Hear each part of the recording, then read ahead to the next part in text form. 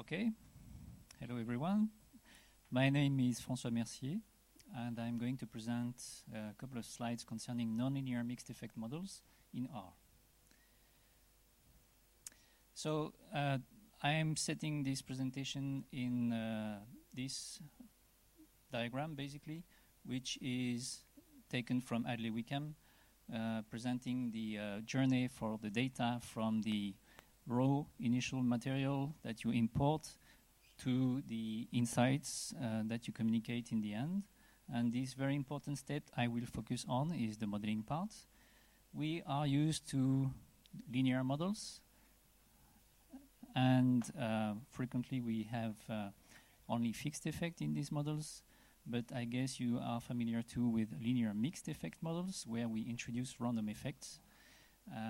And what I'm going to present today is the counterpart, the nonlinear mixed effect models. And these nonlinear mixed effect models can be observed in many settings, like ecology, econometrics, manufacturing. I'm going to focus on medicine. I don't know if you pay attention, but there are some posters in the back of the room. And in the corner over there, there is another example which is actually dedicated to fermentation of cocoa bean from someone called Mauricio. I don't know if Mauricio is in the room, but it's a nice poster. I did not contribute to this poster. So the goal really today is to review the R packages that are currently available to fit these type of nonlinear mixed effect models. A bit of theory first. So this is the general formulation for nonlinear mixed effect models, where we have this Gth observation in the Eth cluster. And these observations are following a certain parametric function that we are interested in. And this function takes two arguments. One is the design matrix, and the second one is the parameter, the individual model parameters, plus here a residual error term. Here it's an additive residual error term, but it could also be proportional or exponential. In this mixed effect model setting, it's important to have this opportunity to have individual parameters, which can themselves depend on some covariates. Here, Zi, and we can estimate with a proper algorithm the fixed effect for these parameters, plus the random effect, which is materialized here by this eta ki, which typically follow a normal distribution with this omega k square variance term. A nice feature of this type of models is that they are mechanistic. And by mechanistic, I mean that they include certain assumption or expectation concerning the mechanism that will produce the response. And this is important because we want to be able to use this model for prediction purpose most often. And therefore, we also consider this option of using this model for extrapolation. Typically, these model parameters have natural interpretation, which is also useful to take decision based on the parameter estimates we will obtain. In medicine, nonlinear mixed effect models are often used to analyze time series or time dynamics. And very often, we have this possibility to express this type of model in two forms. One is the closed form expression, and the other one is ordinary differential equation. So here you have a very basic example of an exponential closed form solution with the corresponding differential equation. When these differential equations get more complex, and this is the case with the poster in the back, the only solution is to write the model in the form of differential equation. And you will see why it's important in the following slides. So there are various algorithms which has been proposed to fit this model. The story starts in the 70s when the first order method was developed. It's basically a model linearization to obtain an approximation of the likelihood, and this approximation is maximized through iterative Newton-Raphson minimization. Building up on this, Lindström and Bates have developed the an improvement of this FO method, where linearization actually takes place near the current estimates at each iteration. And this is actually the algorithm which is implemented in PROC NL mixed in SAS, or in the FOCE algorithm used in NLMEM, which is another software. These linearization approaches have interesting features, but they have also shortcomings, which includes bias estimates of the variance components and convergence issues. So to overcome these shortcomings, two approaches have been proposed. One is the Laplace approximation, which is equivalent to the adaptive Gaussian quadrature with one notch. And more recently, the SAEM approach, which stands for stochastic approximation to the likelihood combined with an expectation maximization algorithm, which is quick and efficient in converging to the maximum likelihood estimates. So this various algorithm has been implemented in these different packages. So the packages I'm going to talk about today are these four: NLME, NLMER, SAMX, and NLMXR. As you can see, they have been developed over time, and the two recent ones, SAMX and NLMXR, are implementing the SAEM algorithm. They also use different engine. NLMER and NLMXR use C++, and you will see on the last slide that they are actually quite fast, and this is probably due to this. The very interesting feature, as I alluded to before, is the fact that in this most recent package, NLMXR, there is now the possibility to implement models written in the form of ODEs, which is quite exciting from my standpoint. The other interesting feature coming with these most recent packages is the possibility to have proportional or exponential residual error terms, not only additive, as it was the case with NLME or NLMER. But these initial packages had interesting options, like the possibility to allocate different weights to each record or each individual, and have within group correlation implemented quite easily, which is not present with SAMX or NLMXR, which does not mean that you cannot do it, but it's more work intensive. These two packages also came with the possibility to compare model quite quickly, which is not available with SAMX and NLMXR. And all these packages have the possibility to extract residual plots in particular, which are quite nice. The SAMX package come with the possibility to calculate this NPDE, which is basically a decorrelated version of residuals, which is quite nice if you are analyzing time series. They have this predicted or predict function for NLME and NLMER. It is not available for SAMX and NLMXR, but there is something called VPC, which stands for Visual Predictive Check, which can also be quite useful for evaluation of the model in a predictive mode, as I will show you in the example. So the example I'm going to use today is from Theophyline, which is a famous data set. Theophyline is an anti-asthmatic treatment, which here was given to 12 patients who received one dose of this treatment at time 0, and concentration of theophyline in blood was measured at 11 time points over 25 hours. So we are interested in characterizing the pharmacokinetics of this drug, and now you see all the presentation. So we want to characterize this pharmacokinetics with this model, which basically has two critical terms. One is this exponential absorption phase, and then an exponential elimination phase. So we model this using what is called the one-compartment model with a first-order absorption and linear elimination. There are 3 parameters in this model, Ka, V, and Cl, and we want to estimate these 3 parameters.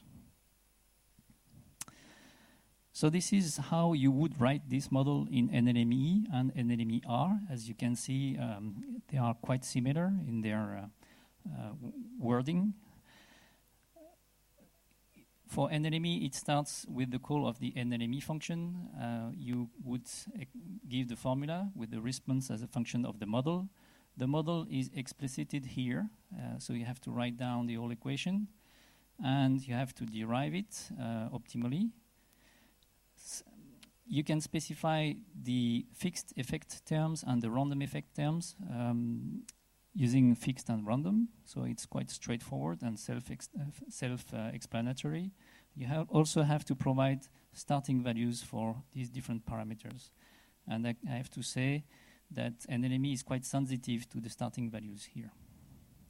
The same applies to NLMER. It's only a bit different in the way you would write the random effects. Now, if we move to SA mix, as you can see, it's a bit more verbose. So the model is now, try again. The model is now expressed here, and you will call it in the SA mix model function.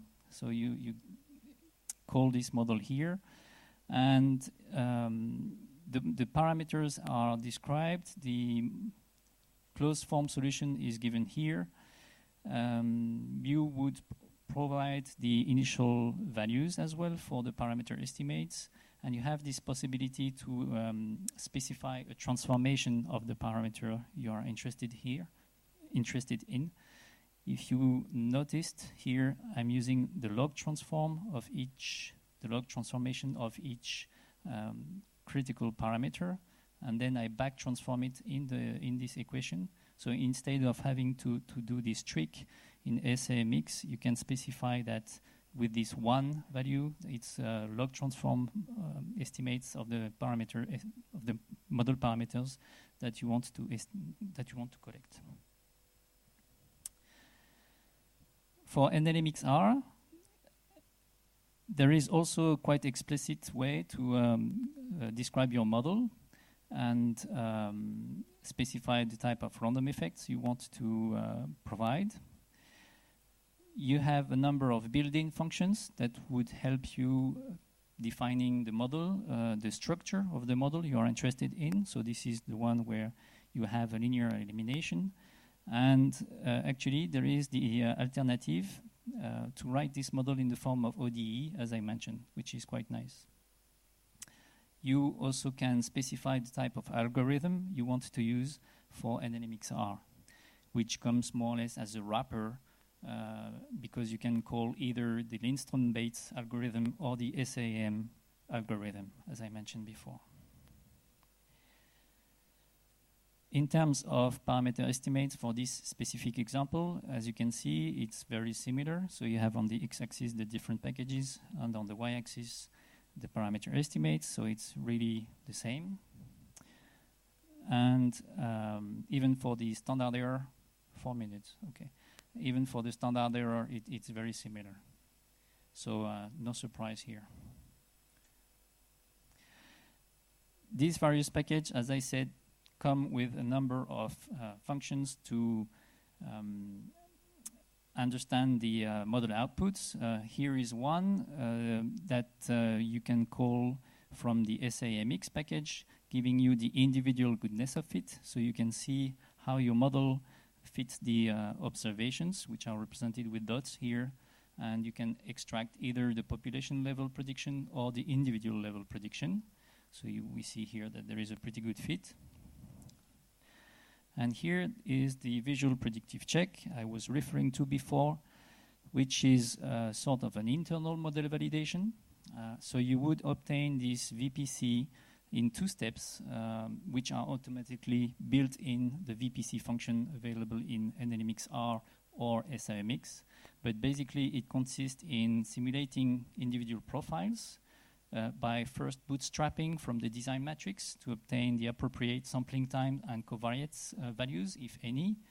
And second, sampling from the inter-individual variability or random effects to obtain the individual estimates of the model parameters. And once you have these two elements, you combine them to simulate different individual profiles. And from this, you can extract relevant metrics or statistics, like the simulated 95th percentile, and see whether it matches or not the observed 95th percentile, which is quite convenient and informative. So I will wrap up now with a personal interpretation concerning the strengths and weaknesses of these various packages. So in terms of relative speed, as I mentioned before, these two packages which are coming with a C++ engine are quite fast.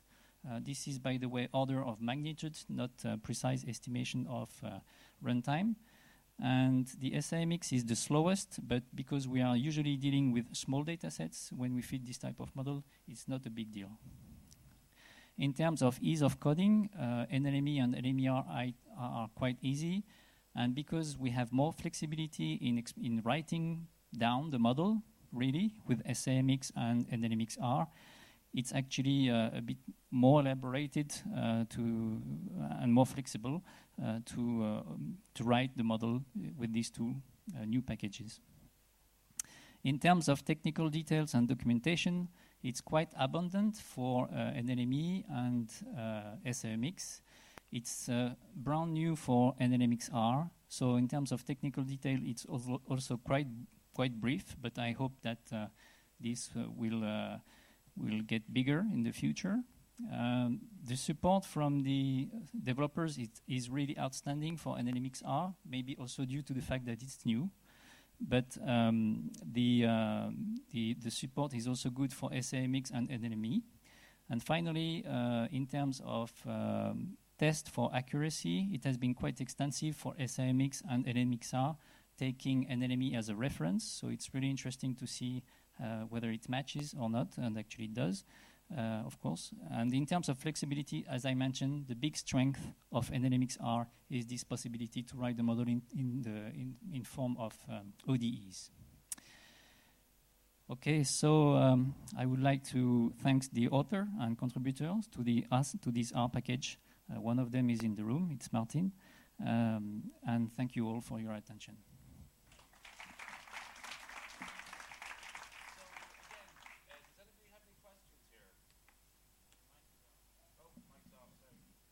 There we go.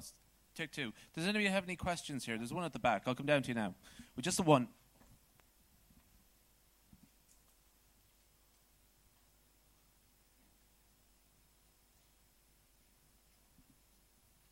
Okay, thanks for the presentation. It was really nice. My question is the following. I understand the ODE integrator that it uses is the one which is built in, which runs a fourth and fifth Runge-Kutta solver for non-stiff problems, and for stiff problems it uses one which is made by this Sandia Corporation, the FDF solver. So in this case, the last package that you mentioned, which kind of solver for the ODE uses, and how good is for stiff and non-stiff problems?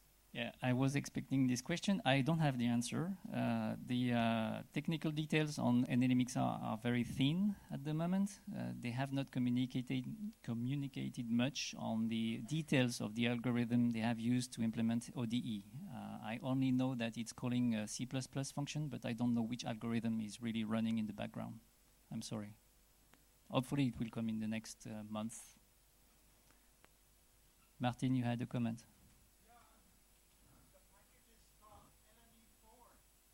Yes, yeah, that's correct. Yes, yes, that's true. That's true. NLMER is the function in the LME4 package. I'm sorry for that. That's great. Thanks very much. Give a round of applause there again. We'll just get the next speaker on.